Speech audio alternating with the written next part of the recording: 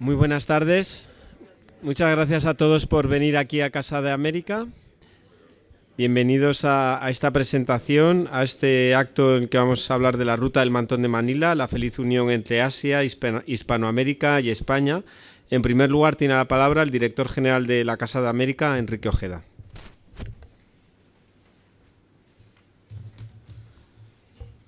Muy buenas tardes, bienvenidos a la Casa de América, al Salón Bolívar de la Casa de América, al evento, como ha dicho nuestro director de comunicación, la ruta del Mantón de Manila, la feliz unión entre Asia, Hispanoamérica y España.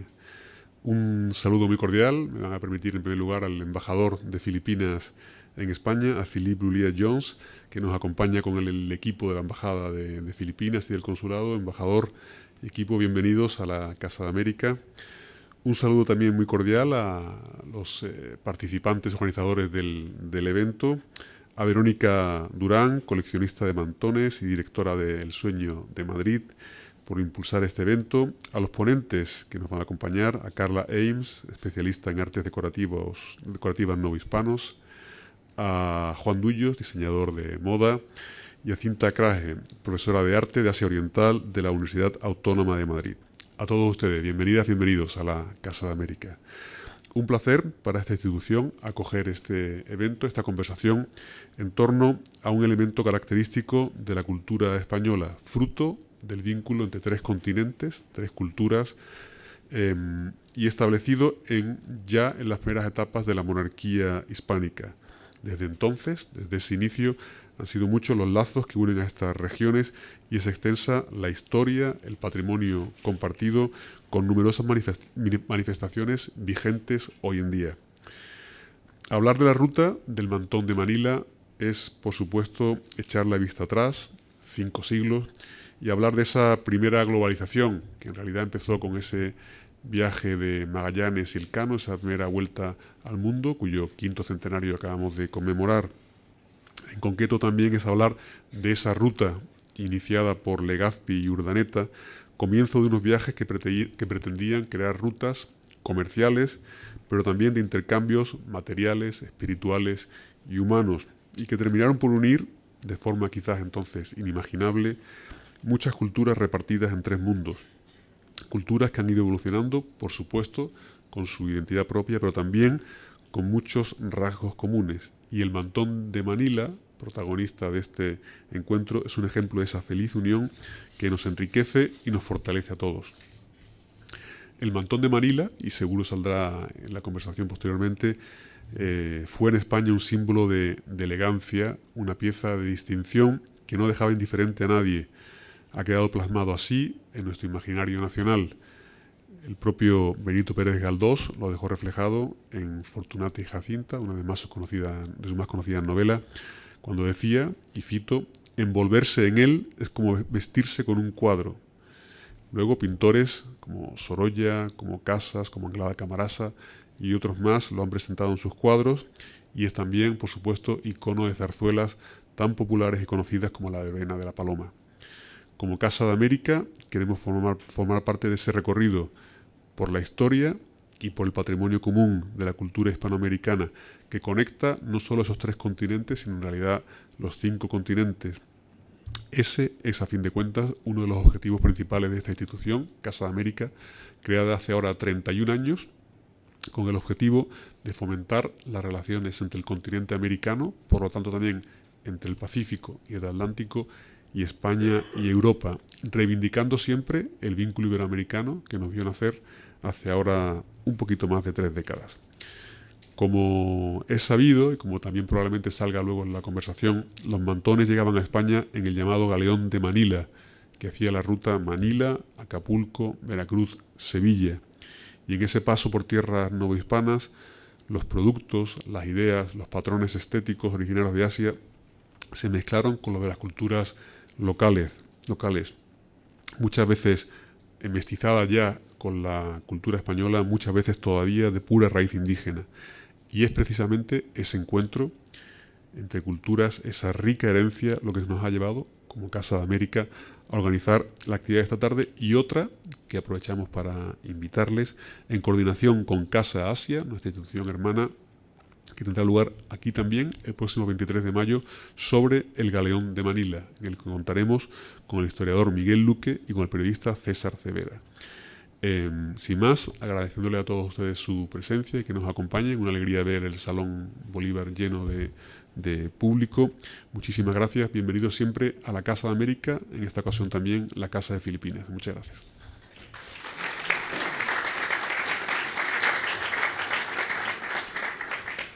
Muchas gracias, director. A continuación tiene la palabra Verónica Durán Castello, periodista y estudiosa de los mantones de Manila y directora del Sueño de Madrid.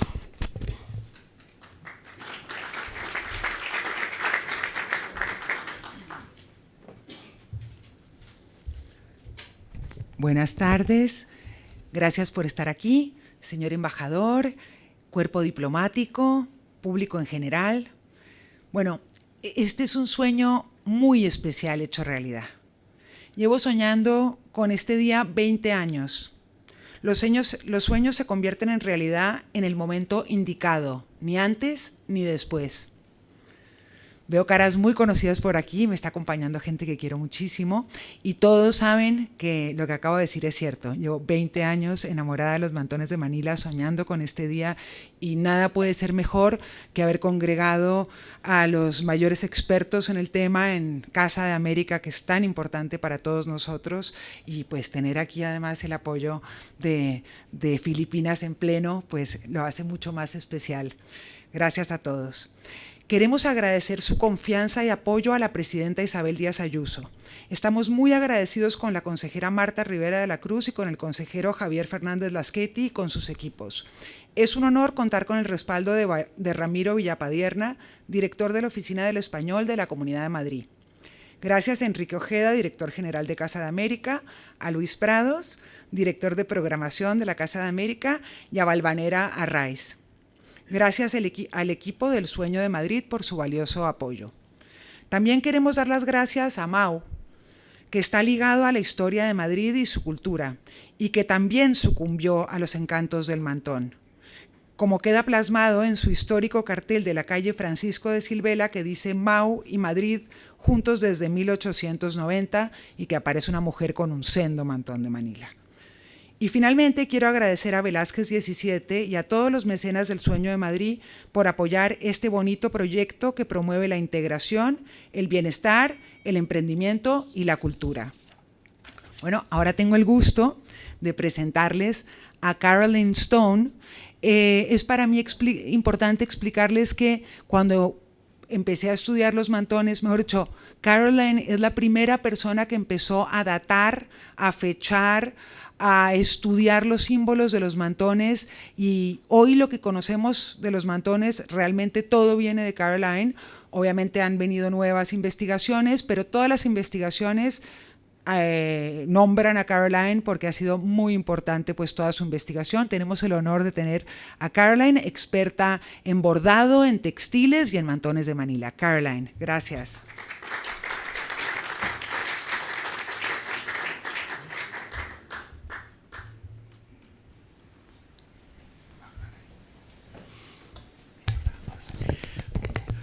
Muy buenas tardes, y quería decir antes de todo que estoy muy halagada de estar aquí, muy feliz que ustedes me han invitado a una cosa tan maravillosa, una ocasión tan especial. Estoy más que feliz, más que contenta. Y quiero también disculparme, primero, mis faltas de español, y en segundo lugar, que soy sorda. Así, si ustedes quieren hablar conmigo o hacer preguntas, tienen que gritar. Lo siento. Mira, voy a hablar, por supuesto, del tema de mantones de Manila. Pero como he pensado que aquí en España, probablemente muchos de ustedes conocen igual que yo, y quizá más que yo, que voy a llevar el tema fuera de España al occidente y al oriente, y hablar un poquito de los mantones en unos sitios bastante inesperados. Y uno de estos es Tierra Santa. En el siglo XIX, los cristianos y también los judíos de Tierra Santa padecieron una opresión fuerte de parte de los otomanes.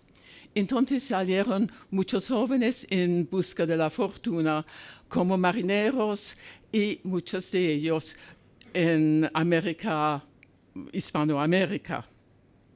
Al momento de llegar a casa, obviamente tiene que traer un regalito para mamá, para la novia, para las hermanas. Y la cosa, por lo visto, que más apetecía de Hispanoamérica han sido los mantones de Manila. Así llegaron en Tierra Santa mantones. Y el gusto, porque es un país musulmán, el gusto no era para los colores muy fuertes, los dibujos muy dramáticos, mas las cosas más sobre, con colores como castaña, como rosa vieja, este tipo de color, y con dibujos bastante finitos. Y yo he visto uno de bordeo bordado en hilo de oro, con un dibujo muy chino, perfectamente chino, ma muy delicado, muy fino, no nada llamativo. Y ellos, obviamente, no le llevaron ni en los hombros ni de talla, me lo pusieron como tocada e incluso como velo. Como siempre, es un tema que vamos a ver varias veces. Hubiera muchas señoras, muchachas, que no pudieran permitirse un mantón de Manila. Y como en Palestina, en Tierra Santa, todos saben bordar muy bien, empezaron a imitarle. Entonces tenemos ya eso de la China hasta América Latina, hasta Tierra Santa, y luego eso, los dibujos y los técnicos empiezan a difundirse porque las chicas están imitando. En Marruecos vemos una cosa un poco distinto, porque en Marruecos obviamente está mucho más cerca de España y también al lado a Ceuta y Melilla. Así ahí llegaron por una vía normal, decimos, de comercio, mantones. Y normalmente lo que más apetecieron eran mantones de talla, las pequeñitas, que llevaron o como tocado o para las musulmanas incluso como hijab. Eso otra vez tenemos la misma situación, que los mantones de Manila de verdad son caros y empezaron a imitar. Y ahí tenemos un otro mestizaje que yo lo veo muy interesante, de la China, el mantón de Manila, ma el gusto en Marruecos ha sido en esta época más bien turco, de los otomanes, porque Istambul ha sido para el mundo islámico como París para Europa. Entonces empezamos a ver mantones bordados en los colores que apetecieron a los turcos de esta época, pasteles rosa, una malva, una verde almendra, colores muy azucarados. Y también, en vez de los flores típicos de nuestros mantones, empezaron a poner tulipanes, que encantan a los turcos, claveles, que también se encuentran de vez en cuando en nuestros mantones, mas no son corrientes. En vez de Marruecos, hubieran un montón de tulipanes en estos fintos mantones, porque no son mantones de verdad. Y me decía, mas no lo sé si es verdad, me decía hace muchos años una señora mayorcita en Tetuán que las musulmanas llevaron mantoncillos blanca, marfil con marfil, las judías marfil con colores y las cristianas todos los colores que hubiera. No sé si es verdad, ma me gustó la idea. Bueno, es un poquito lo que estaba pasando en la zona, Medio Oriente, África del Norte y Medio Oriente. Un paréntesis que me parece bastante interesante o curioso. Los mantones, como ustedes lo sepan, lo más parte de ellos se bordaron en Cantón, en China, y toda la zona de los alrededores de Cantón. Y luego pasaron a Filipinas y en los galeones de Manila llegaron a América del Sur y luego a nosotros. Curiosamente, no se encuentra mantones de Manila en Macao. Es portugués, muy cerca de Cantón, pero por lo visto no ha tenido protagonismo en Macao ni en el mundo portugués.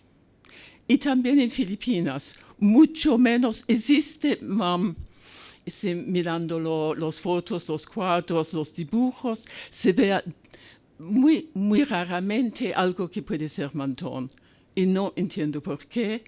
La única idea que he tenido es que Filipinas tenía su tradición muy bonito de bordado hecho en tela de piña, que muy fina, muy ligera, como una mezcla entre seda y lino, y muy fresco. Y como Filipinas tiene un clima húmedo y caluroso, puede ser que llevar un chal de piña era más agradable que uno de seda que abriga más. No lo sé, es una idea que he tenido. Bueno, mirando, quitando el oriente y mirando hasta el occidente. Como la ruta de los mantones, no hay que estrenarse que las primeras descripciones vengan más bien de Hispanoamérica y no de Europa. Y uno de los primeros, y yo lo veo muy curioso, viene de Cabo Verde portugués y África. Entonces, realmente un sitio inesperado para encontrar un mantón.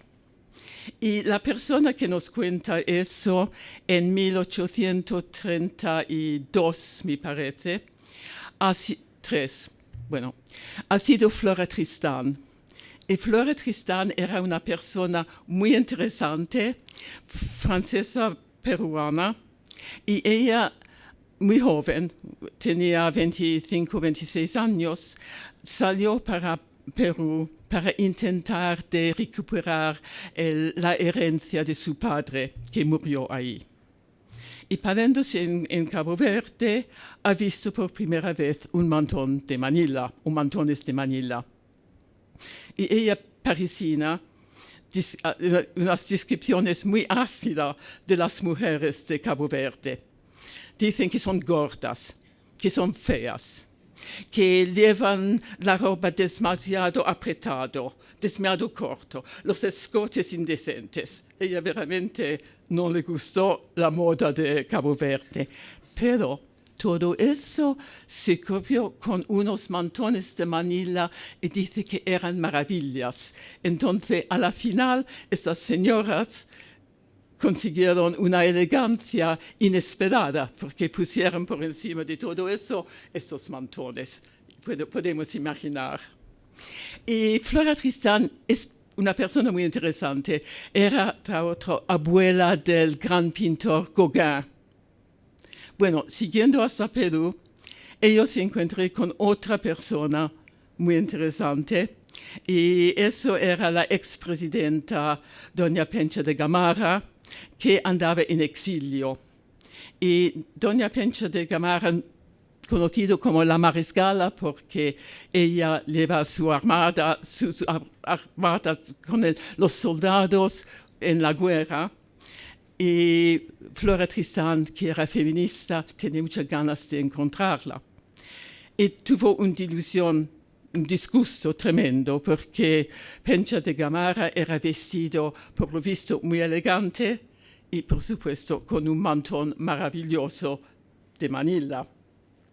Y Flora Tristán dice, ma ¿por qué usted tiene fama de ser una persona completamente fuera de este mundo de tonterías de las mujeres, de la moda, de todo eso? Y Pencha de Gamarra decía, pues mira, bueno, yo ahora tengo que tratar con los hombres, tengo que ellos me ayudan, y sinceramente a los hombres prefieren que vengo vestida de mujer con mantón, con encajes, con el pelo, que vestido de soldado, que es lo que más me gusta. Bueno, esos son dos de las descripciones primeros que tenemos de mantones de Manila. Y evidentemente eran mantones muy bonitos y de mucha categoría. Siguiendo hasta México, tenemos otro de los primeros descripciones de mantones. Y eso es interesante, pienso yo, por otro motivo. Porque un tema que me interesa mucho, dos temas que me interesan mucho. Uno es los bordados chinos de exportación antes del mantón, porque hubiera toda una historia de bordados chinos que llevaron o por la iglesia o también como colchas y adornos de la casa antes que las mujeres empiezan a llevarle. Es un tema que me interesa mucho. Otro es el poder adquisitivo de las mujeres. Y de eso tenemos una descripción, pienso, interesante en México, más o menos la misma fecha, a 10 años aproximadamente de la independencia de México.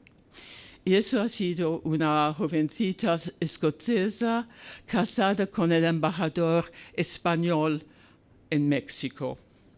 Y ella encantada con México. Todo lo que había de México le gustó una barbaridad. Y una cosa le llamó mucho la atención, y también a otros viajeros, era el bonito de la ropa de las mujeres, se puede decir, de nivel social bastante humilde. Y ella, que veía en el mercado, en la calle, estas mujeres vestidas con el traje de China poblana, ella se llama Francis Calderón de la Barca. Fanny encantada con eso y tuvo la decisión de encargarse uno completo con su mantón de Manila. Y quedé helada el precio, porque ella pensé que si son las mujeres del pueblo que llevan eso, que tiene que ser baratito. No, y no, y no. Entonces él se encargó uno, era muy contenta con esto, y un día de fiesta lo puse. Y su marido, horrorizado, dice, no puede ser que mi mujer pone un traje que es un traje de criada, un traje de campesina, quizá un traje de prostituta. Vete, cámbiate de ropa ahora. Y Fanny, la pobre, podemos imaginar.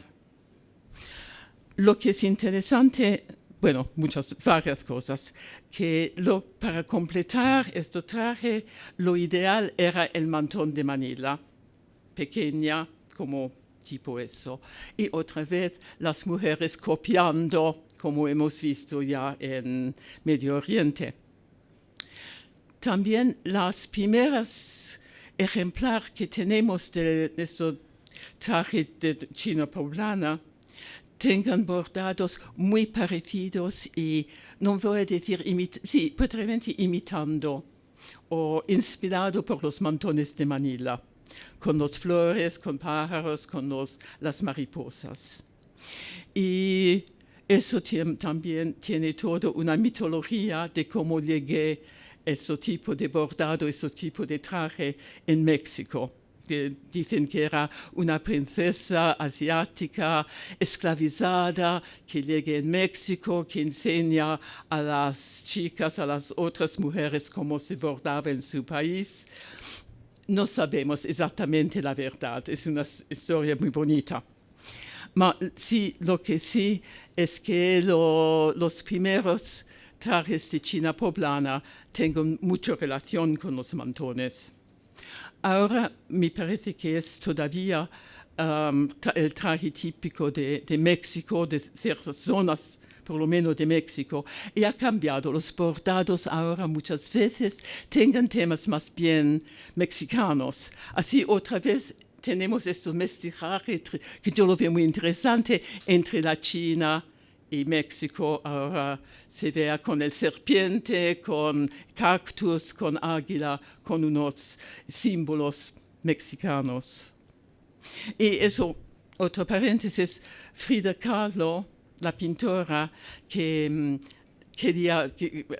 quería muchísimo los trajes típicos de su tierra, de México.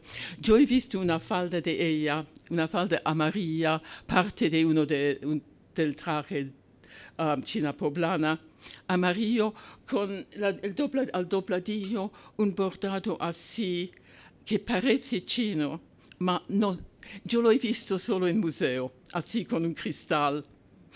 No sé si era veramente chino o si es imitación mexicano imitando, ma parece como algo cortado en un manto. Cortado no lo es, ma lo parece. Entonces, otra vez aquí tenemos esta, ¿cómo puedo decir? Esta mezcla entre esta vez China y Sudamérica. Y se ve también en otros sitios, los chinos, que siempre, se puedo decirlo, aprovechan oportunidades comerciales, mandaron prácticamente por todo el mundo vendedores ambulantes. Y los vendedores ambulantes llevaron una mercancía que apetece siempre mucho a este tipo de comercio, que son las cintas.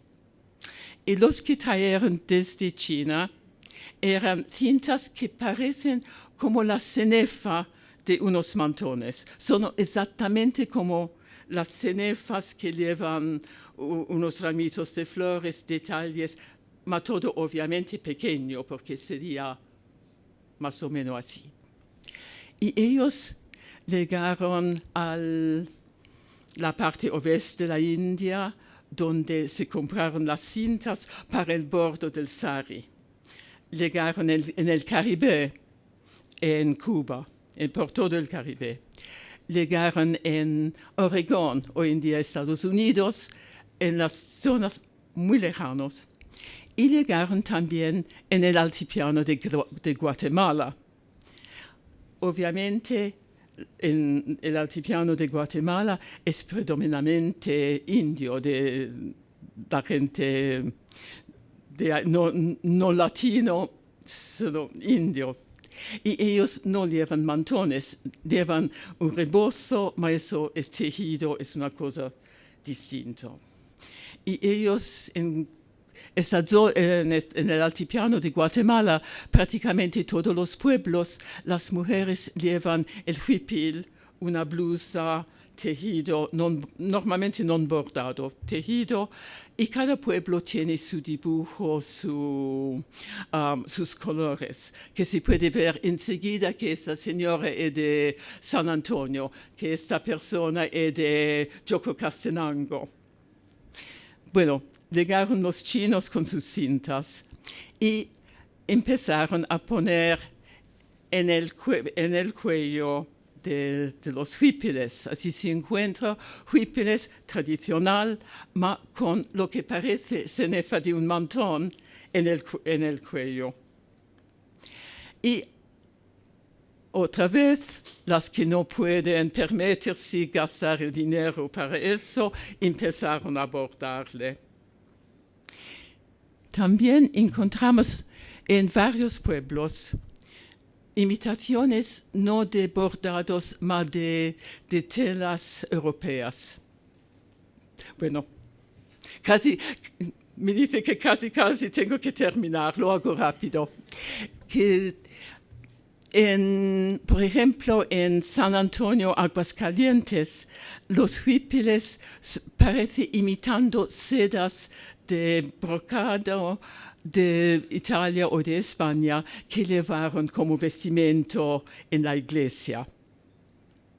En otro, en Chisicastenango, un pueblo muy importante, han cambiado los huipiles de unas cosas muy tradicional, geométrico, con colores bastante apagados sobre, a los que parecen recortado en mantones de Manila, con colores mucho más fuertes, con flores maravillosos, con pájaros, con mariposas. Así, lo siento, tengo que terminar, pero así vea que los mantones llevan hasta el altiplano de, aunque no llegan los mantones mismos, pero la influencia estética ha llegado hasta el altiplano de Guatemala y hasta Tierra Santa y un poquito por todo el mundo. Quiero una cosa y me despido. Tenemos que ser un poquito cuidadosos porque al finales del siglo XIX, la compañía francesa que hagan hilo para bordar, muy amable, hicieron una serie de publicaciones con dibujos, uno de los cuales elementos de mantones de Manila. Y a la persona que se compre, no me acuerdo, 25 de colores, regalaron el librito.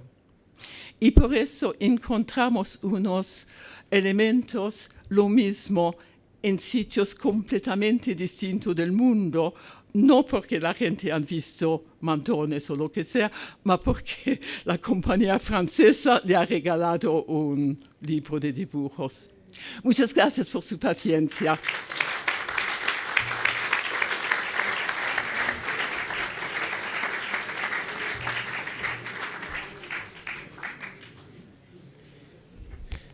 Muchísimas gracias, Caroline, por esta estupenda conferencia.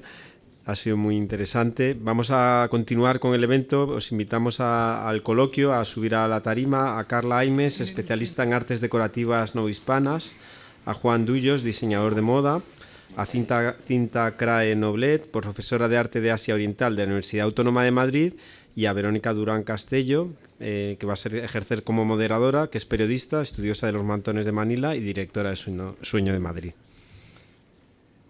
Entre mujeres. Muchas gracias y cuando quieras, Verónica.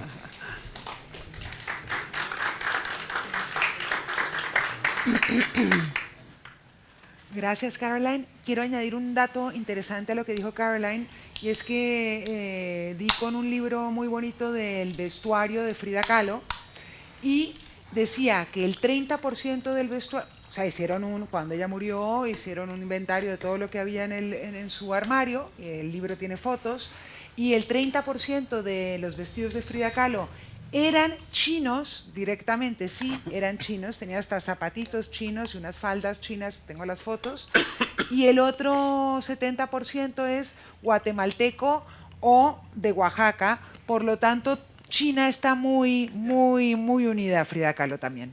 Bueno, pues qué maravilla tenerlos a ustedes hoy aquí. Gracias por estar aquí, los tres. Como dijimos, Carla Aimes, a ver si lo digo bien, es una experta en, dilo tú porque yo me equivoco y digo artesanías y no es, en artes decorativas novohispanas, eso es. Carla, muchas gracias. Juan Dullos es un diseñador de moda bastante destacado aquí en España, además que tiene un vínculo especial con el mantón de Manila. Y Cinta Crae, aunque ella es humilde y no le gusta que lo diga, pero es verdad, es una de las mayores expertas de arte asiático aquí en España. Más que nada especializada en cerámica, ¿no? Es tu especialidad.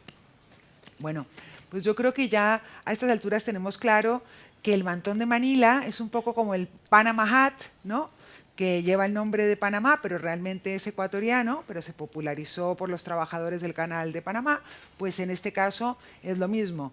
Hay un mantón que ya veremos que podría ser filipino, pero la gran mayoría de los mantones vienen de Cantón, China, y lo que fue importante, muy importante de Filipinas, es que fue un gran puerto que hizo posible que llegaran todas estas mercancías, cultura, bueno, todo hasta México, y de México después pasaran a España.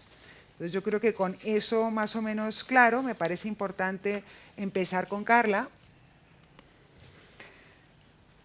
Cuéntanos un poco más sobre cuáles son las procedencias de estas mercancías que llegaban en el galeón de Manila a México.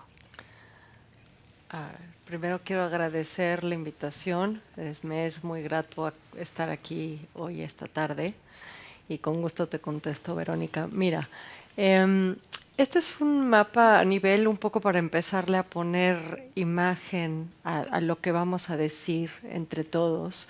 Es un mapa muy claro, ¿no?, de las distintas y principales rutas comerciales que alimentaban el mercado de Manila. Ya se ha mencionado Cantón como, bueno, el principal procedencia del mantón, pero bueno, hay otros puertos importantes como Macao en China, o Edo, que es el actual Tokio, Nagasaki en Japón, hasta Goa, que viene de los mercados, bueno, indo-portugueses, de la India, Siam, Camboya, Conchinchina. En fin, lo que pretende este mapa es ilustrar la gran diversidad, justo lo que acaba de decir Verónica, la gran diversidad de mercaderías, de objetos que alimentaron este puerto de Manila y que lo va a marcar, va a moldear o sea, lo va a conformar, ¿no?, como este puerto tan especial en esta ruta comercial propia del Imperio Español. Esto hay que declararlo, ¿no? Y bueno, Cinta después va a hablar ya en concreto del galeón, pero me pidió Verónica que trajera este mapa donde se ilustra el trayecto del galeón o nao en un principio y después los navíos de mercaderías que iban desde Manila hasta el puerto de Acapulco en México. México me voy a referir a él como la Nueva España. Es el nombre que se usó en ese momento. Durante 3 siglos fuimos el reino de la Nueva España. Entonces, me referiré a México como Nueva España. Bueno, el de abajo es el trayecto de ida y el de arriba es la ruta o tornaviaje.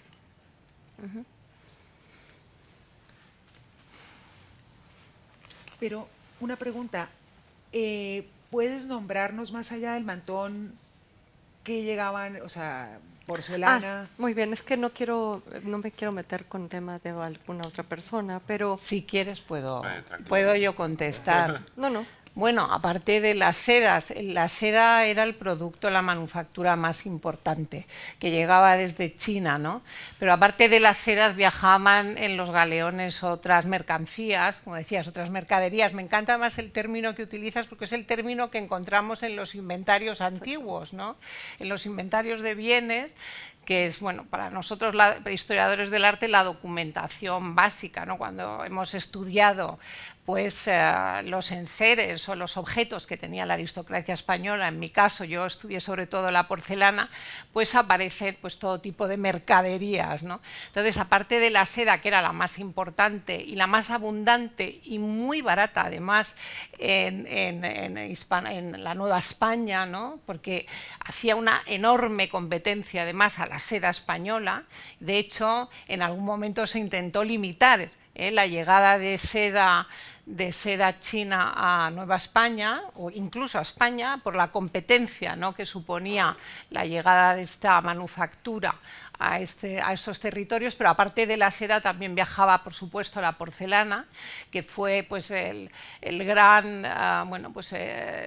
eran productos, eran manufacturas únicas, excepcionales, porque la porcelana no se fabricará, por ejemplo, en Europa hasta el siglo XVIII, y entonces pues eran materiales de muy alta calidad, únicos, excepcionales y además enormemente baratos, ¿no?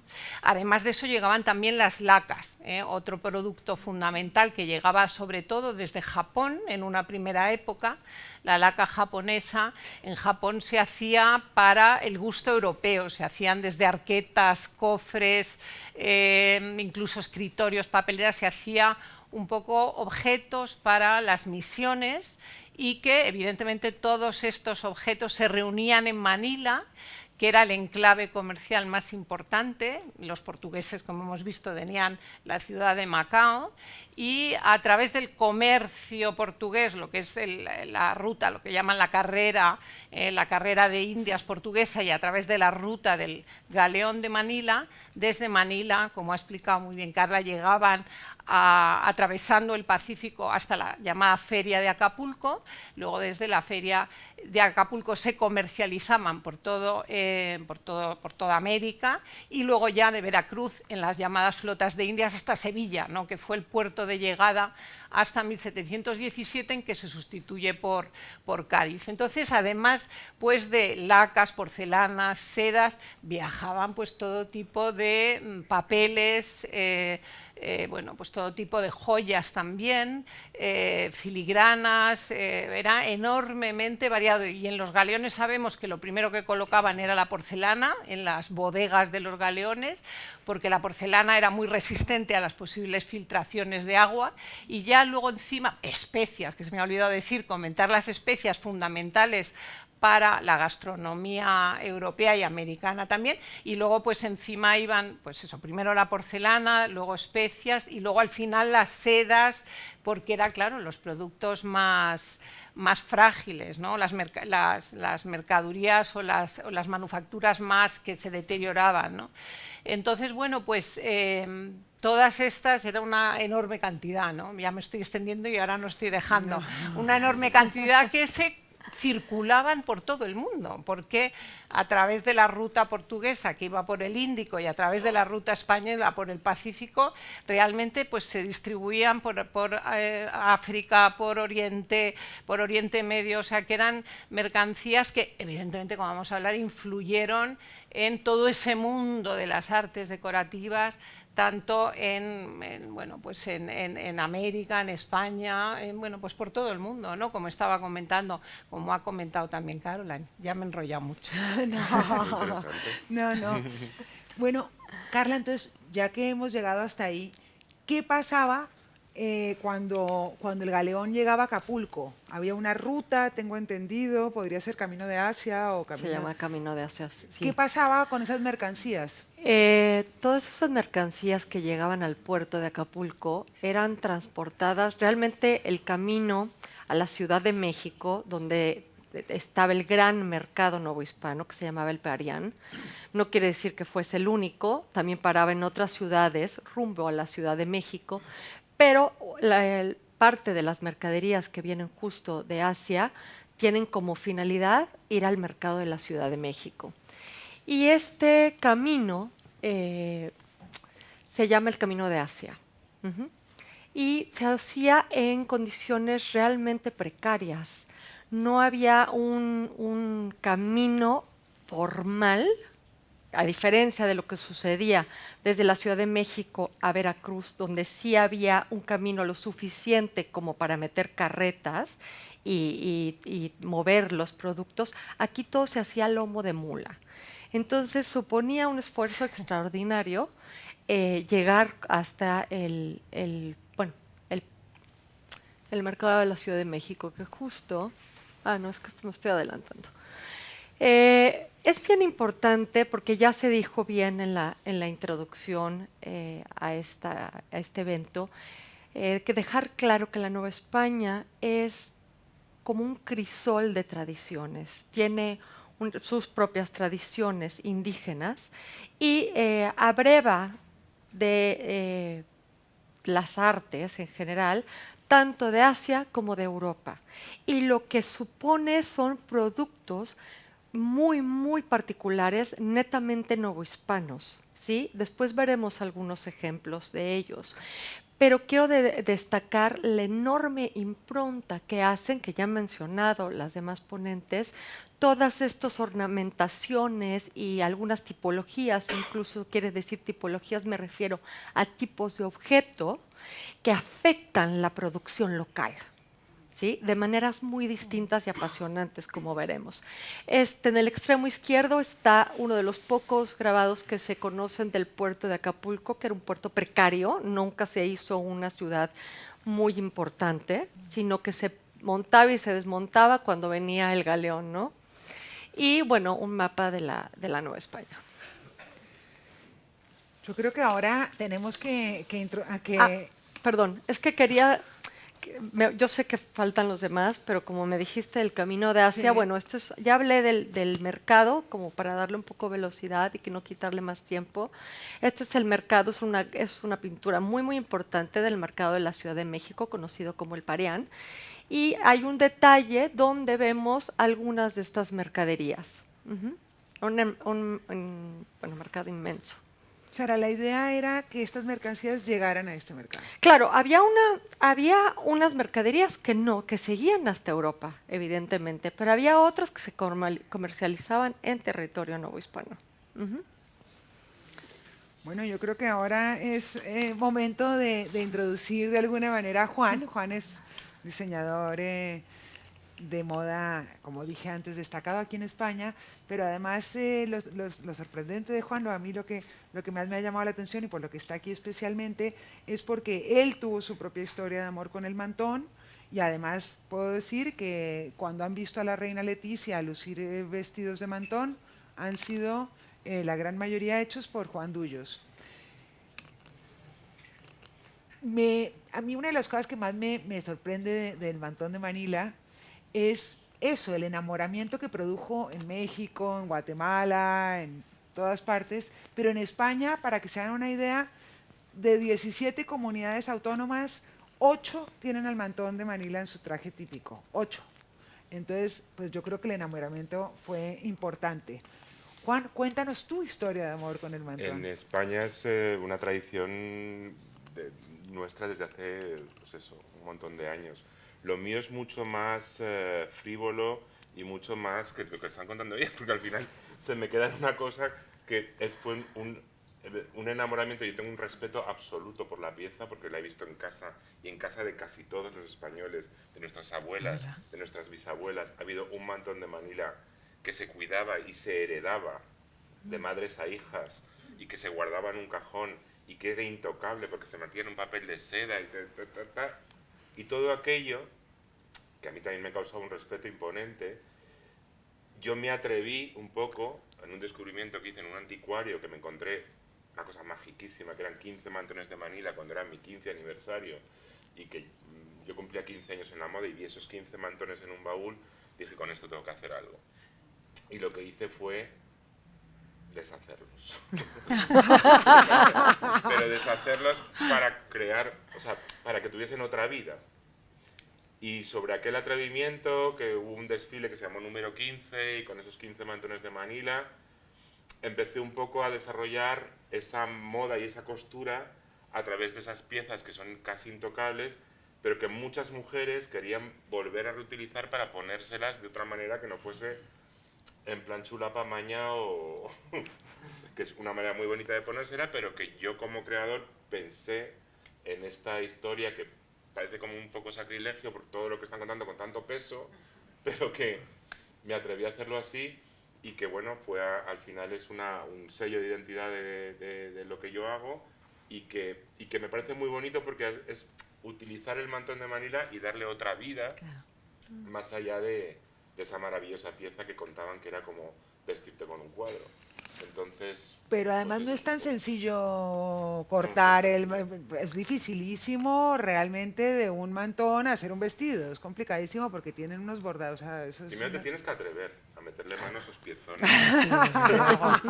Que claro, cuando lo poníamos en la mesa del taller y yo le decía a las costureras con esos pedazos de piezas que lo íbamos primero a desmontar el fleco y el macramé, y que luego todo eso se tenía que cortar, que volver a hilvanar, que el bordador tenía que volver a rehacer el bordado que nosotros habíamos cortado. O sea, fue un ejercicio muy bonito y bueno, seguimos trabajando con mantones de Manila, me siguen trayendo clientas mantones de sus bisabuelas y clientas también muy conocidas como nuestra reina. Y al final, pues es una manera de volverlo a reutilizar que, como os contaba... Maravilloso. Sí. Pues, hay que atreverse un poco. De acuerdo, de acuerdo. Cinta, Cuéntanos un poco cómo surge en España el interés por el coleccionismo de objetos asiáticos y quiénes fueron los impulsores de esta tendencia artística. Pues bueno, en España, realmente España fue pionera, ¿no?, en el coleccionismo de arte de Asia Oriental. El gran coleccionista fue, desde luego, Felipe II. Felipe II, que la historiografía, ¿no?, o que nos han contado la historia de que era una persona muy oscura, siempre de negro, pues fue el gran coleccionista. Para que se hagan una idea, tuvo 3.200 piezas de porcelana azul y blanca en el Alcázar de Madrid, la colección más importante de porcelana en la época. Aparte también de porcelana, tenía textiles, tenía pinturas chinas, tenía muebles lacados. El negro lo pusimos de moda los Bueno, españoles. claro, por supuesto. Además, porque la corte se claro, vestía de negro por el sí, palo sí, de Campeche. efectivamente. Sacamos un Eso negro es muy peculiar, eso es. y el resto de cortes. Y luego, pues lo mismo, o sea, además me negro. viene muy bien que esto que comentas, porque además eso fue esa moda por el coleccionismo en porcelana, el negro, que fue luego lo que, pues bueno, pues eso, imitaron en el norte de Europa y que se pone de moda en el norte de Europa, en Holanda, en Flandes, por supuesto, que era parte de nuestro territorio en aquella época, pero sobre todo, por ejemplo, el gran coleccionista que es Federico el Fuerte de Sajonia, que tuvo una colección de 30.000 piezas, o en Inglaterra, copiaron el modelo que había establecido Felipe II. Felipe II, que además sabemos, porque existe correspondencia, se conserva, de cuando Felipe II estuvo en Lisboa, que bueno, pues hablaba a sus hijas, a las princesas Isabel Clara Eugenia y Catalina Micaela, y hablaba y les decía: he visto una porcelana nueva que ha llegado en los navíos, en las carracas. O sea, que iba viendo los modelos nuevos que iban apareciendo por Lisboa, o sea, distinguía los tipos, ¿no?, distintos, ¿no?, de porcelana. Y luego, claro, pues sus hijas continuaron, ¿no?, continuaron con ese coleccionismo. Isabel Clara Eugenia se lleva parte de las piezas de su padre a Bruselas, Catalina Micaela también, y su hermana, la princesa Juana, tenía en el convento de las Descalzas 500 piezas de porcelana, evidentemente también muchas piezas de la caja japonesa.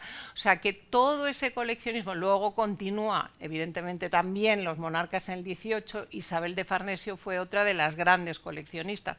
Pero que ese modelo, que tan de moda, como tú dices, como el negro, se pone después y que, bueno, pues que triunfa en el norte de Europa, realmente es español, ¿no? Y hay que reivindicar algo y ponerlo en valor, pues también el coleccionismo de objetos asiáticos, ¿no?, que eso la verdad que mucha gente lo desconoce. ¿Y qué es de la colección de Bueno, Felipe? la colección desafortunadamente ha desaparecido completamente. No se conserva ninguna de las piezas históricas, de las 3.000 piezas. Hubo un incendio terrible en el Alcázar en 1717 y puede que allí pues muchas se rompieran, pero también se fue dispersando, ¿no?, con el paso del tiempo, y por lo que yo he podido ir estudiando a través de los inventarios de bienes de la familia, pues las piezas se fueron dispersando, pero el resultado es que hoy en día no se conserva ninguna de esas piezas históricas, que sabemos que la mayor parte eran azules y blancas, también piezas policromas,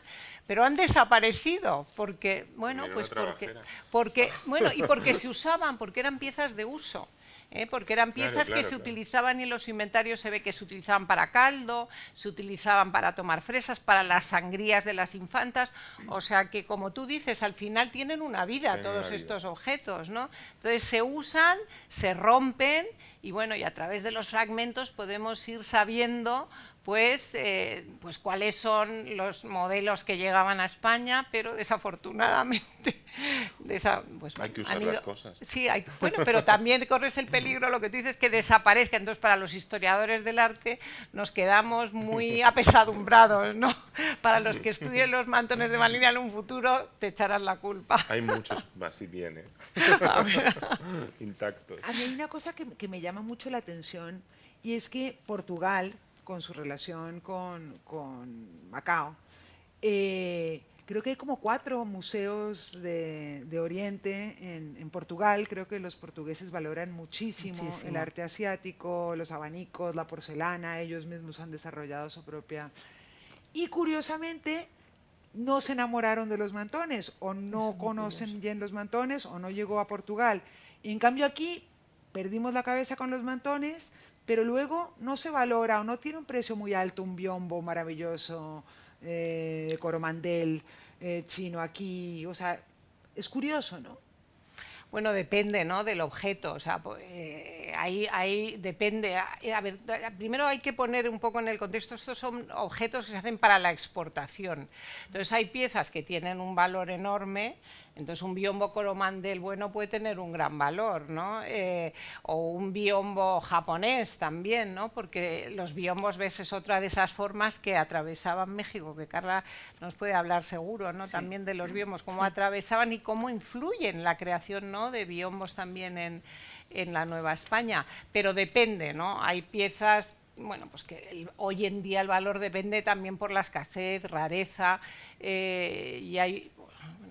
Lo que es el mercado de exportación, hay piezas enormemente valoradas, por ejemplo, lo que es la porcelana china, pues por ejemplo las piezas blasonadas, ¿no?, con los blasones españoles, pues hay una enorme colección, un gran coleccionismo, ¿no? Y otras que se hacían más en serie, más en masa, ¿no?, de una producción más, pues no sé, la familia rosa de estilo mandarín, que recuerda mucho a los diseños a veces de los mantones, pues esa pues se puede adquirir por poco dinero. O sea que dentro de lo que es arte asiático hay un mundo, ¿no?, como en tantas otras cosas. Y los portugueses, desde luego, valoran mucho, y hay grandes museos en Portugal, muchos menos, desde luego, en España. Allí tenemos un vacío. ¿Y por qué no se enamoraron de los mantones, los portugueses? ¿Que por qué los mantones no llegaron a Portugal? No, si hay alguien de Portugal, no lo sabemos. Tendrá que... Carla, ¿qué hace única a la Nueva España dentro de esta carrera comercial? Pues es justo lo que digo, que se inserta como este puente oficial. Siempre va a haber piratería y demás rutas de acceso a estas mercaderías, pero el trayecto oficial justo pasa por la Nueva España, ¿no?, como ya mencioné. Si quieres... también hablo un poquito, bueno, nada más les voy a mencionar en el mapa, ya que lo traje, que me pidió Verónica que lo trajera, que después de pasar por la Ciudad de México, bueno, se van las mercaderías a Veracruz, ya no solo las asiáticas, sino también las novohispanas, incluso otras de distintas partes de América, ¿sí?, con, bueno, rumbo al Caribe y de ahí hasta Sevilla, ¿no?, en un principio. Me habías pedido este mapa, creo que es como muy didáctico, por eso hago hincapié en él. Sí, eso. ¿Nos puedes dar un ejemplo distinto al mantón de Manila de un producto que represente la unión feliz de estas 3 procedencias? Hay muchos, pero les traigo, bueno, si me enrollo, les daré nada más uno, pero traigo 3 preparados. Bueno, esto es justo, ¿no?, lo que estábamos hablando, lo novohispano como el crisol de estas 3 tradiciones, de estas 3 tradiciones artísticas y ornamentales. Obviamente tengo que decirlo porque no se ha mencionado, que lo que alimentaba los comercios, la posibilidad de comerciar con Asia, era la plata americana, ¿ok? La plata no solo de la Nueva España, sino también del Virreinato del Perú. A su regreso el galeón llevaba plata, evidentemente, junto con ciertos alimentos, animales, soldados y demás funcionarios, ¿no? Entonces, es una relación orgánica de ida y vuelta. Y es este poderío económico por parte de la corona española lo que permite que Manila sea el centro de efervescente, ¿no?, comercial y tan importante. Uno de estos ejemplos es el maque, que es mal llamado laca novohispana. El maque, a diferencia de lo que cree mucha gente, el maque mexicano novohispano no tiene nada que ver con las lacas chinas ni japonesas. Es una técnica prehispánica hecha, es muy complicada la técnica, pero la voy a resumir, es ciertos aceites vegetales, por ejemplo la chía, todo el mundo se familiariza, sabe qué es la chía, y se mezcla con distintas tierras calcáreas y pigmentos, poniéndolo y bruñéndolo. Es un sistema bastante complejo y hasta que logra impermeabilizar la superficie y lograr este acabado lustroso propio de las lacas, ¿no? Lo que se llaman las lacas japonesas y chinas, ¿no? Es bien interesante porque hay tipologías que son propiamente europeas. Entonces aquí vamos a mezclar una técnica prehispánica con tipologías europeas, pero le vamos a dar una visión propiamente novohispana. Y como tenemos todas estas mercaderías llegando desde Asia, nos vamos a inspirar y vamos a reinterpretar todos estos motivos orientales, ¿no? Entonces aquí traje distintos ejemplos de estos maques novohispanos, de tanto la primera, por ejemplo, que es una batea, que es una tipología, un tipo de objeto que se hace específicamente en la Nueva España, solamente es con fines ornamentales, es para ponerse en la pared, es como un gran plato, sin otro propósito que colocarse en una pared, o sea, un decorativo. Sí. Y en el centro, bueno, hay ciertos motivos ya de inspiración oriental, inclusive abajo con las lacas, lo que es el maque de Olinalá. Y bueno, ya se me fue. Bueno, es que tengo tanto que decirles. Esta es una caja de votación, por ejemplo, de un convento de monjas, la de la extrema derecha. En fin, son técnicas prehispánicas que se embeben de estas otras tradiciones, ¿no? ¿Quieres que diga más o a alguien más le damos? No, como tú quieras, o podemos seguir con Juan y sigues tú y tú acabas, o como tú quieras, o acaba tú bueno, estos tipos. Brevemente, estos, digamos, otros objetos en los que podemos ver estas tres influencias, lo novohispano, lo asiático y lo europeo, están en los biombos que ya acaba de mencionar Cinta, ¿no? Sí, increíble. En la Nueva España tienen una fuerza muy peculiar y hay biombos especiales, por ejemplo, los que vamos a ver después, que están hechos en una técnica que se llama de enconchado, ¿sí? Son biombos que no se parecen a ningunos otros, son propiamente novohispanos. Otra vez, flujo de estas tres tradiciones. Los había especialmente para dos estancias en los palacetes novohispanos, para las recámaras, donde eran más altos, ¿sí? Para lograr la privacidad en el espacio del lecho, en la cama, que realmente era el único espacio propiamente privado de una casa. Y los había más bajitos, pero de muchísimas hojas, llegaron a tener hasta 40 hojas, para un salón que se llama el Salón del Estrado, que era el salón principal de estas grandes casas o palacios novohispanos. No los hay completos, hasta 40, pero es que lo conocemos justo por documentos. Claro. O sea, finalmente de lo que abreva la historia del arte es de los objetos y de los documentos de la época. Entonces conocemos la terminología que se usaba, los precios que alcanzaban, ¿sí? Y cómo eran, hay descripciones de ellos. Hay muchísimos temas. Hay temas mitológicos, hay temas que relatan la historia propia de la Nueva España, inclusive todo el movimiento criollo, esto es, el movimiento criollo en México, en la Nueva España, trata de darle a lo novohispano una identidad importante a la par de cualquier otra, ¿no? A la par de la europea. Entonces, estos biombos muchas veces sirven de escenario para poner toda esta tradición y la historia de México, incluso para representarse, como el de biombo inferior, en sus usos y costumbres. Estos saraos donde se bebía chocolate y hacían cosas propiamente novohispanas. Y ya por último, ya los mencioné para no tomar más tiempo, es la pintura con incrustaciones de concha nácar, que si bien a primera vista nos puede recordar a todas las incrustaciones de madreperla o concha nácar Namban, En la Nueva España tienen una técnica que no es parecida, o sea, es distinta a todo.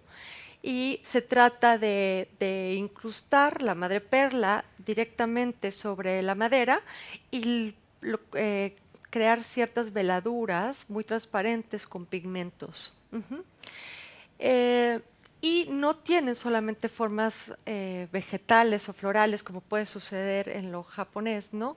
Sino que se lleva a otros, digamos, otros motivos de representación, desde lo religioso hasta otra vez historias de la conquista de México, por nombrar los dos temas más recurrentes, ¿no? Pues gracias, Carla. Pues Solo a decir una cosa, que se puede ver una exposición ahora fantástica precisamente en el Museo de América sobre estos enconchados, los reflejos de Oriente, o sea, en el Museo de América, en Moncloa. Sí, tiene una colección extraordinaria. Muy interesante. Qué bueno. Pues Juan, te toca a ti. voy a ir. Sí, está muy bien. Juan, la gran parte de los diseñadores destacados de España y muchos extranjeros de renombre, como Gautier, bueno, yo creo que la gran mayoría han exaltado a la cultura española. El traje de torero, de flamenca, los mantones, los lunares. ¿Qué hace tan especial estos accesorios, estos vestidos, estos trajes que enamoran al mundo entero? Yo creo que tenemos una iconografía en el vestir, o sea, desde el traje de torero, que es icónico y maravilloso, más allá de que te gustan o no los toros, o sea, toda la parafernalia que rodea esa historia es una maravilla visual, y luego que además en cada región nuestra de España hay un traje regional, a cual más maravilloso. El azabache de Asturias, en Valencia los bordados y las sedas, en el sur el volante, o sea, que cada uno tiene su historia tan personal que nosotros mismos a veces no nos damos cuenta, ¿no? de esa gran riqueza que tenemos a la hora de vestir, ¿no? Las fiestas populares, pero fuera flipan. Porque son un poquito más sosos. Nosotros tenemos toda esa historia festiva y alegre que España, o sea, Y por ser un si te cruce das de caminos cuenta, y culturas, Totalmente. yo creo. o sea, en Valencia es fiesta muchos días y en Sevilla o sea, tenemos mucha cultura del festejar y además también del vestirnos cada uno con orgullo de nuestro sitio. Porque cada vez que se viste una mujer o un hombre con su traje regional, de verdad, ellos mismos tienen un sentimiento tan propio, ¿no? Y lo disfrutan tanto que eso es una maravilla. Y creo que fuera eso se admira mucho. Más allá del traje de torero y más allá de... O sea, todo eso, a los diseñadores que son un poco curiosos, al final pues les incentiva muchísimo. Y seguirá así siempre, yo creo. Pues No supongo pasa que de sí, moda, porque no son solamente los diseñadores que has nombrado, como Gaultier, Moschino, Lacroix, o sea, hay muchísimos, todos, sí. franceses, italianos, muchísimos que flipan con nuestra... Gucci, vi una campaña de Gucci hace poco con un mantón de Manila. Gucci también, o sea, casi todos beben un poco también de esa historia. Hay que tener bastante orgullo, ¿no? Nosotros luego al final los españoles tenemos esa historia, ¿no? Esa historia de que lo no, nuestro... pero hay que tenerlo. hay que tenerlo. Yo también, hablando antes un poco de lo que decía Carla y lo que comentas tú, Juan, esos estrados que comentabas, que por otro lado esos estrados son de influencia morisca. Además. Y entonces donde se mezcla todo ese mundo. Y entonces tenemos a mujeres mexicanas vestidas a la china, con objetos japoneses, con biombos japoneses, tomando chocolate en jícaras chinas. Eso es una Y maravilla. entonces, claro, Y es una ahí En un fantasía. espacio, claro, es una Es una maravilla. fantasía Es la cultural. selva. Y al final que se junten todas en Claro. ese tipo de historias, ¿no? Claro. Y que convivan de esa manera tan bonita, pues hay que darse cuenta de que el mundo es muy grande y muy Totalmente. chiquitito. Es- Y que estamos todos juntos. Sí, Y que todo es parte Sí, de todo, sí, y que no se sabe qué vino completamente. primero. Sí. De acuerdo. Yo creo que antes de darle la palabra al público, como última pregunta, Juan, y ya de cotilleo, y pongámonos un Salseo. poco frívolos también. Cuéntanos un poco cómo es esa relación real, cómo es trabajar con la reina. ¿Fue fácil? Es que yo así como de clientas, no, prefiero no. Bueno, fue muy bonito, o sea, fue una sorpresa y luego pues también un honor. O sea, al final vestir a nuestra reina, Maravilla. pues no, fue la primera vez que salía de su diseñador de cabecera a hacerse algo a medida, y fue con esta idea mía de hacer con cosas con mantones de Manila, y entonces fue muy bonito. Es una mujer muy cercana. ¿Y para qué lo utilizó? Pues para varias cosas muy representativas. Para una recepción en Mallorca, que no recuerdo muy bien, pero era algo así con nuestra... Sí, ¿en Palacio Real? ¿Sí? No recuerdo, creo que estaba también con Doña Sofía. Que fueron varios. ¿no? Sí, luego una cosa en el Cervantes, o sea, siempre ella intenta homenajear un poco, pero más allá de cómo se vista, yo creo que hay que empezar a dar interés a lo que está haciendo, porque solamente se habla de cómo va vestida. Y luego ella lo que tiene es una cosa muy buena, que es que está haciendo cosas muy potentes, discursos muy bonitos en torno a cosas sociales y ayudar un montón. Y al final solo se habla de los vestiditos, que eso es una pena. Bueno, es parte de todo, ¿no? ¿Abrimos a preguntas del público? Sí, ya, Buenas tardes. después Quería dos yo preguntar, preguntas. ¿el mantón de Manila tiene dimensiones o características determinadas? ¿De qué tamaño tiene que ser o de qué forma? Si les parece bien, eso lo podemos dejar, porque ahora que acaben estas dos preguntas, haremos una muestra de los distintos tipos de mantón y te puedo contar qué tipos de mantón hay y cuáles son sus características. Sí, buenas tardes. En primer lugar, agradecer a todos los intervinientes de lo interesante que ha sido la sesión, ha sido realmente muy aleccionadora. Tengo una pregunta muy rápida, y es, me sorprende que no se haya comentado en ningún momento, ya que se ha hablado de tantos objetos orientales viniendo a Europa, me sorprende que no se haya hablado en ningún momento de la porcelana de la Compañía de Indias. ¿Qué ocurre? Que es que esta porcelana seguía el camino del Índico y no el galeón de Manila. ¿Por qué razón? No, sí, sí. Sí que he comentado, he hablado de la porcelana de Compañía de Indias cuando me he referido a la porcelana blasonada. Efectivamente, el término Compañía de Indias se utiliza hoy en día para referirse a lo que es la porcelana de exportación en general. Todas esas piezas que se elaboraban todas en los hornos de Jingdezhen, que son hornos o alfares que están pues, en el interior de China, a 900 kilómetros de Cantón, muy lejos, y desde allí se trasladaban a Cantón, luego viajaban en juncos esas piezas de porcelana a Manila y luego ya pues atravesaban la ruta del Galeón o se iban por el Índico, los portugueses también las trasladaban. Entonces, Compañía de Indias, los artesanos chinos se adaptaban a los distintos mercados, a las distintas demandas. Entonces podían ser piezas que se hacían para ingleses, con los blasones de las familias aristocráticas inglesas, las familias aristocráticas españolas, o con temas que los artesanos o los artistas chinos copiaban de grabados europeos, de la mitología, de la literatura, enormemente variada. Las piezas de exportación, bueno, pues se inician pues con la llegada de los ibéricos a la costa de China y, bueno, evidentemente hay otro mundo en el interior de China, ¿no? Son las piezas que se hacen para la corte, o sea, el mundo chino para el mercado doméstico en la época Ming, que es cuando se comienzan a hacer, pues es completamente diferente de todas esas piezas que se hacen para la exportación, generalmente muy baratas y de peor calidad. Lo mejor se quedaba en China. Y entonces, pues cuando vemos hoy en día en subastas piezas que pueden llegar a los 40 millones de euros, son piezas, pues celadones, piezas monocromas, craquelados, objetos muy desconocidos en España, porque lo único que se conoce, claro, es Compañía de Indias y la exportación, pero los chinos tenían un gusto absolutamente diferente, no tenía nada que ver lo que se hacía para el mercado interior que lo que se hacía para la exportación. E igual que le hemos hablado de los mantones, pues la indumentaria china pues era completamente diferente, ¿no? De esos, ellos no utilizaban, como ha dicho Caroline, no utilizaban los mantones en China.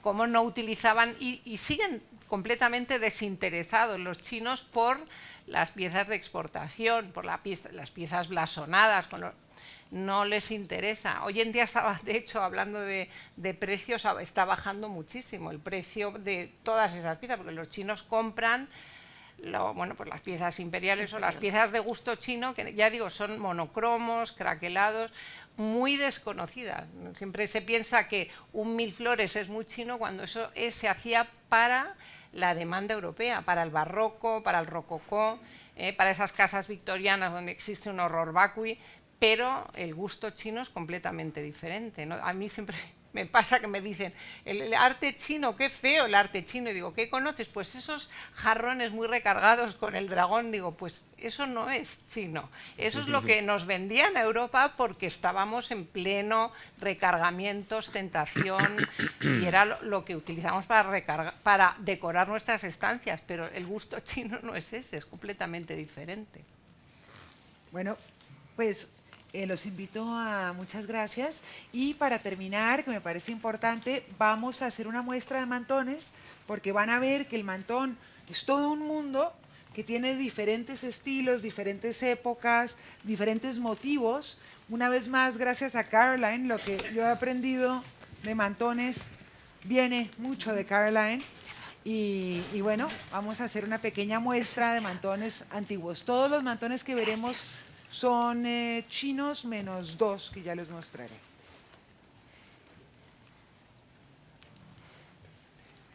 Gracias.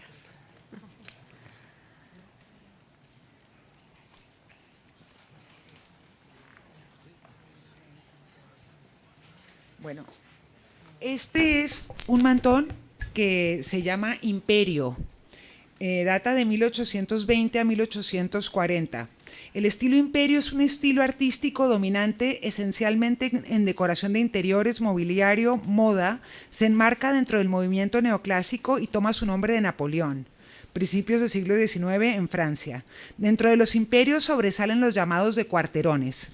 Este no es de cuarterón, pero me parece importante que vean en este mantón, primero, los flecos, que son muy cortitos. Los imperios tienen flecos muy cortos, muy cortos, porque ahora verán más adelante cómo llegan flecos mucho más largos. Ahí, no sé si se aprecia, son 4 jarrones hechos con naturaleza.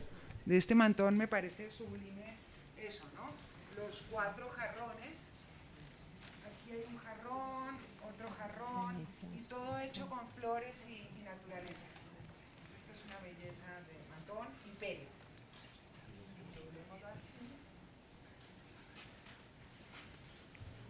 Luego viene uno muy especial, Imperio, que tomó el nombre de cuarterón, se le conoce como de cuarterón. ¿Por qué cuarterón? Porque tenía, estos primeros mantones es muy importante que noten que no son muy recargados, que empiezan a tener motivos en las esquinas, pero el centro está muy poco bordado. Este de cuarterones es muy delicado, no tiene, se le cayeron los flecos, porque además cuarterones es porque tienen aquí, hacen como un cuadrado, ¿sí ven? Hay cuadrados, y en el fondo se forma una cruz, que no es a propósito, pero este motivo de cuarterones genera una cruz. Entonces, estos Imperio de cuarterones normalmente tienen luego en el centro insectos muy animados. Y este es muy especial porque este es llamado ala de mosca. Ala de mosca era un tinte especial que utilizaban para teñirlo en este marrón especial. Cuando vean un mantón marrón así, es muy delicado porque el tinte era muy fuerte y dejaba la seda muy suave, pero muy delicada. Por eso a este se le cayeron los flecos. Entonces, esto es una ala de mosca porque era del color del ala de la mosca y frágil como el ala de mosca.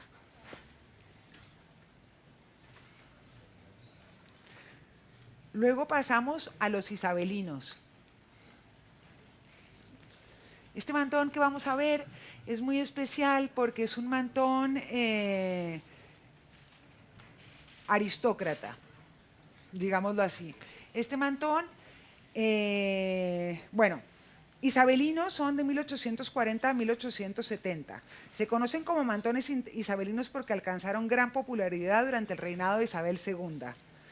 Se caracterizan por tener las esquinas bordadas, todas o 2 o incluso una, con grandes motivos y el cuerpo salpicado con flores, pájaros o insectos, y una sencilla cenefa con motivos vegetales.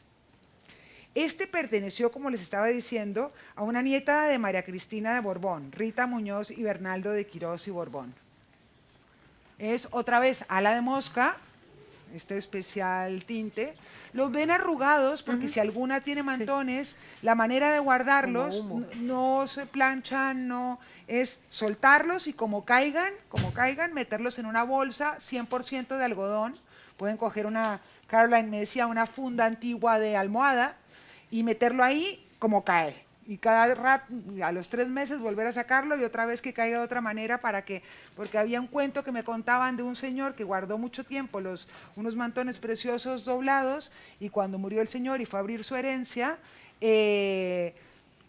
quedaron cortados por donde estaban doblados. Entonces, no, eso no, doblar jamás, planchar jamás, tintorería tampoco, no tocar, tirar así y meter dentro de una bolsa 100% de algodón, que además eso protege de las polillas.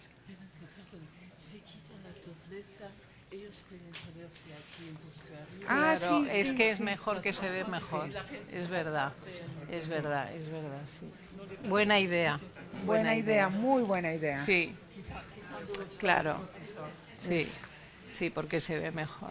Uy, aquí Juan fue dejando dinerito. ¿Ah, sí? No me sobra.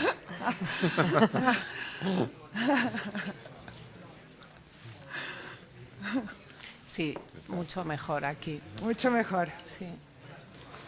Bueno, Increíble. este es un mantón que, según Caroline, podría ser filipino, ya bordado por Filipinas. Al parecer se llama de filiterre y punto prohibido, nudos de Pekín. Al parecer bordado en Filipinas. Parece ser, dice la leyenda, que las monjas en Filipinas enseñaban a las filipinas a hacer este especial, miren la maravilla, es que realmente parecen puntitos, esto es una belleza. Este podría ser filipino, este estilo de mantón de punto prohibido que yo hace poco lo conozco, la verdad es que es un descubrimiento, se sabe poco de mantones, esta es una belleza de mantón isabelino. Como ven, las esquinas profusamente bordadas y ya el centro, a medida que pasan los años, se va poblando con más flores y más cosas. Gracias.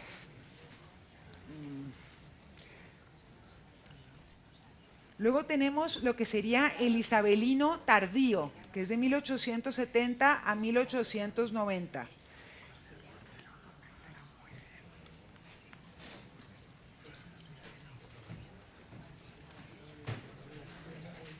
Como ven, está tan bien bordado que ambos lados parecen iguales, casi que ustedes no notarían, pero yo sí noto por los flecos, y este es.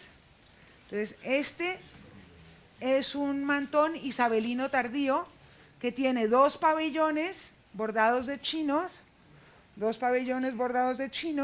como ven, y los otros 2 de flores, entonces se puede poner o de solo flores o de solo chinos. Este es un clásico.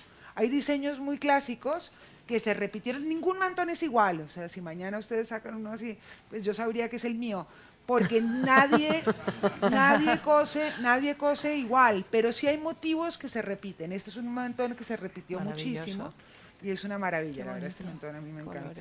¿Qué tal? Esto se llama pictuae. Eso es un pavo real, ¿no? Sí, pero este tipo de costura tiene un nombre, pictuae o algo así.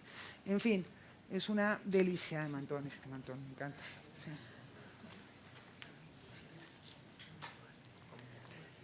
Luego, de 1890 a 1920 vienen distintos tipos de mantón. De 1890 a 1900 vienen, por ejemplo, los mantones conocidos como mantones de 1000 chinos o llamados cantoneses. Este mantón es muy especial y nos los ha prestado aquí para exhibir Pachus Elola de su colección. Yo lo encontré maravilloso cuando supe que Pachus, que está aquí, tenía un mantón maravilloso. Me fui a verlo, a ver si, porque ya he visto tantos, y realmente este es una maravilla de mantón. Mira, aquí hay como unos bailarines, como de... Nunca había visto un mantón. Hay muchos parecidos de este estilo, pero con estas figuras yo no había visto. los monitos aquí, 4. Normalmente yo he pensado que este tipo de mantón cantonés, llamado de cantonés, es muy mandala, ¿no? Cuadrado, sí, con el centro resguardado por 4 figuras. Pues esta es una joya. Sí. Y a ambas caras es idéntico el bordado. Esto es precioso. Sí, muchas gracias y me gustaría entregarlo directamente a su dueña para no tener que cuidarlo. No sé si sé. Maravilla.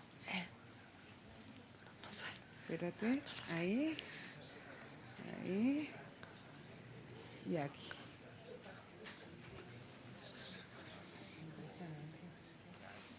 Esa es una maravilla. Qué bonito. Sí, así las que saben los guardan más o menos así, pero nunca guardar así esto para entregar. Tienes tu bolsa, ¿no? De esos mismos que me encantan, a mí particularmente los cantoneses, cada persona tiene una debilidad. Tengo coleccionistas que adoran los de cuarterones. A mí me sedujeron los cantoneses. Los cantoneses me parecen, no sé, me sorprendieron muchísimo, la verdad. E imaginar a una zaragozana, ¿se dice? Una zaragozana, que en Zaragoza es muy potente el culto al mantón, con todos los chinitos puestos como su traje típico, me pareció que más que eso ilustra muy bien lo que ha conquistado. Este es un cantonés. Decían que los rojos eran muy valiosos porque las mujeres se dejaban los ojos en la costura al coser. Este es muy bonito. Este tiene por ejemplo, el buey, que es un animal chino del horóscopo chino muy importante. Estos cantoneses ilustran la vida cotidiana como del campo, siempre tienen pagodas, los animales sagrados. Este señor, por ejemplo, aquí tan curioso, está pescando. Y lo que más me gustó de este mantón es el juego que hace, muy artístico, por cierto, y que casi que emboba, ¿no? Que es el uso del negro. No sé si lo ven, se queda uno como... Muchas gracias. Este es cantonés también, de las 1000 caras. Ah, bueno, es importante decir que de estos se pueden encontrar, no traje, pero bueno, también para avisar que en octubre haremos una maravillosa exposición de mantones con las cajas que no pude traer, pero no se imaginan lo que son las cajas, son casi más lindas que los mantones. Haremos aquí una maravillosa exposición de mantones por el mes de la hispanidad. Entonces ya les mostraremos más mantones. Hay de estos de 1000 caras, hay unos con las caritas de marfil, de nácar, todas esas caritas que ven ahí, todas con una encima, aparte del bordado encima les ponían unas caritas pintadas a mano de marfil, de nácar, y hay hasta de oro. Me han contado que existe, parecía que era un mito, pero no. Este es muy bonito, este es el viaje. Este es un color muy fuerte. También la leyenda dice, en un momento dado en México se empezó a crecer la seda, ¿cómo se llaman? Los cosos de la seda, los gusanos de seda, y parece que de China también, más allá del mantón, empezaron a importar los patrones. Y hoy día yo no me atrevería a decir, yo creo que estos mantones son chinos, pero hay muchos que yo no sé, podrían haber sido hechos en México o incluso en España. Es muy difícil determinar. Creería que estos son chinos, pero bueno, los mexicanos tienen mucho color. No sé, este me pareció, este es maravilloso, este es de viaje. Estos son barcos, estos son 4 barcos que protegen el centro, ¿no? Y todas las demás. Muy bonito, sí. Uy.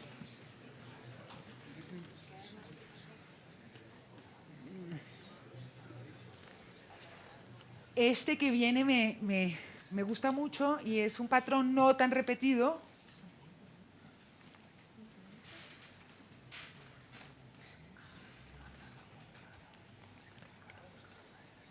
Todo muy chino.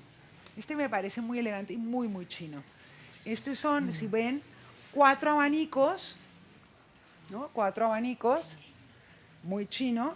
Los 4 jarrones protegiendo el centro. Y el ave fénix, que a mí lo que me parece, el ave fénix simboliza a la emperatriz. el dragón al emperador y el ave fénix a la emperatriz. Y lo sorprendente del ave fénix es que los chinos, tras 5.000 años de historia y de cultura, empezaron pintando el ave fénix hombre y mujer y siempre iban juntos, hombre y mujer, dos pájaros. Y han avanzado tanto en su cultura o avanzaron tanto en su cultura que hoy día este pájaro que ven aquí son dos pájaros en uno. O sea, por eso se ve como extraño aquí mismo, uno no podría determinar dónde está la cabeza, porque decidieron que hombre y mujer eran una sola cosa. Ese es el nivel de avance. Y yo creo que gran parte de la seducción que tiene el arte chino es eso, ¿no? Que nada es casualidad. Si aquí hay 4 monedas chinas, aquí hay 3, 4, si aquí hay 5 monedas chinas, estas son monedas chinas de la suerte. Si aquí hay 5 monedas chinas, el número 5 tiene un significado especial. Nada es casualidad dentro de este mantón. Así se hiciera para nosotros, para nuestro gusto, todo tenía un porqué. Todos los números, todos los animales que ustedes ven aquí tienen un significado y todo tiene un porqué. O sea, nada es casualidad. No solamente es bonito, simboliza un montón de cosas. Bueno, este es uno que llaman cesto o de cestos de la abundancia o canasta de la suerte, o incluso en Sevilla se conoce como de macetones. Y es muy bonito porque tiene la canasta china de la suerte con las monedas que llaman a la riqueza, ¿no? y a la felicidad, las uvas, el equilibrio, las mariposas que son importantísimas en todo el mundo chino, el nudo eterno, la peonía que también simboliza, es la reina de la flor en China, que aquí se creyó que eran rosas, no, es la peonía, son peonías. Entonces este es un muy bonito mantón también, para cuando los vean ya saben, y los cestos contienen flores. Aquí hay uvas, aquí parece que son melocotones, ¿no? Podrían ser, según Caroline, y simbolizan eso, la buena suerte. Este es un cesto de la buena suerte. Entonces, como les digo, se conocen de cestos o de abundancia o de macetones, o en fin, es un tipo de mantón.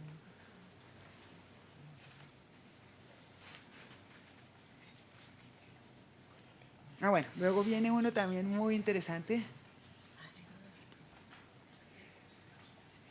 Y es este de los crisantemos.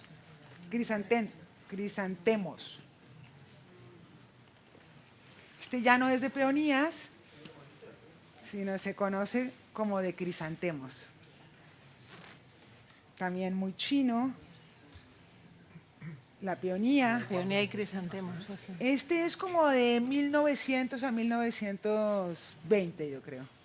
Como ven, ya todos se llenan, ya los que vieron al principio tenían pocos insectos volando, ahora esto es todo lleno.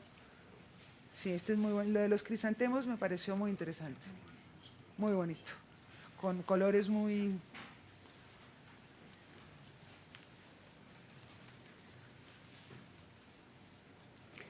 Luego hay uno que ya es más lo que todos conocemos, o se parecerá más a lo que hemos visto más comúnmente, y se llama de jardín de flores.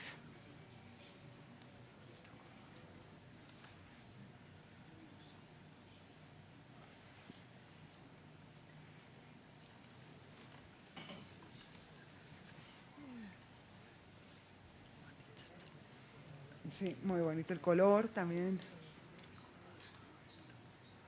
Sí, esto ya es más clásico, ¿no? Más, pero muy bonito, jardín de flores. Ajá. Estaban cansadas ellas, cansadas, sujetando. Bueno, luego viene uno maravilloso con las manos. Que se llama de tulipanes. Así lo llamaron aquí, o se conoce de tulipanes. Qué bonito también este. Los tulipanes.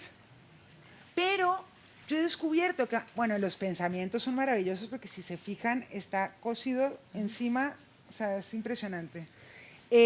Los tulipanes, que aquí se conoce como de tulipanes, resulta que me puse a investigar y es que en China, yo dije, pero tulipanes en China, eso me suena a Holanda, eso porque en China. No, pues resulta que hay una variedad de tulipán en China muy popular que se llama Pink China. Y dije, claro, de ahí vienen, porque casi siempre en los mantones vienen de este color. Son Pink China. Fantástico de tulipanes, sí.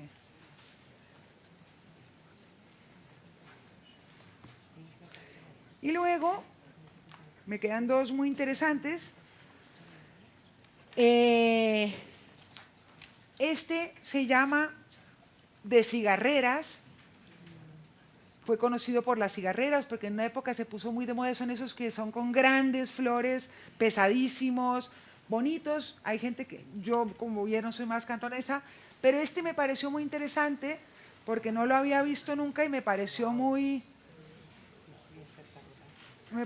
especial, muy raro, por así decirlo, ¿no? No sé qué diga acá. Mariposa. Pero es muy raro. Entonces, esto, eso, me pareció muy art déco. Muy art déco y muy raro. No lo he vuelto a ver en ninguna otra parte. Pero bueno, hay unos maravillosos de flores enormes, enormes, que ya veremos en nuestra exposición. Y por último, quiero añadir uno que me pareció muy curioso, que parece ser que es español, creo que Caroline dijo que era español, y que fue como durante la Guerra Civil los hacían aquí en España, imitando, que a mí me parece simpaticísimo, valen un poco, a mí me parece que tienen muchísimo valor.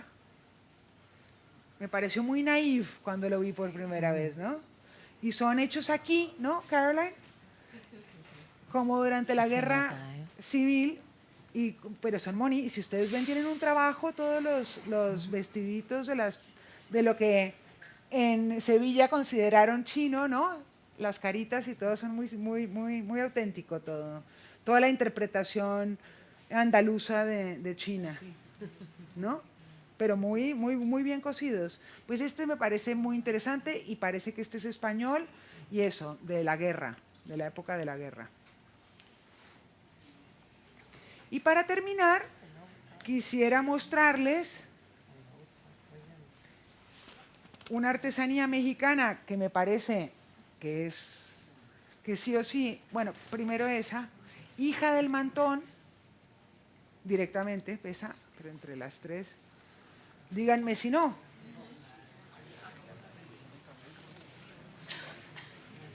Sí, es enorme. Es una colcha. No sé. Pero, no sé dónde sea. No, sí, así. No, sí, por la mitad. Doble. Es una colcha. Pero más que Qué nada bonito para que está. se inspira, para que vieran el Es parecido. oaxaqueño, no sé. ¿No? Y esto es de la zona de Oaxaca, por Sí. donde efectivamente pasó la ruta de, ¿cómo se llama? La ruta de Asia. De Asia. Sí.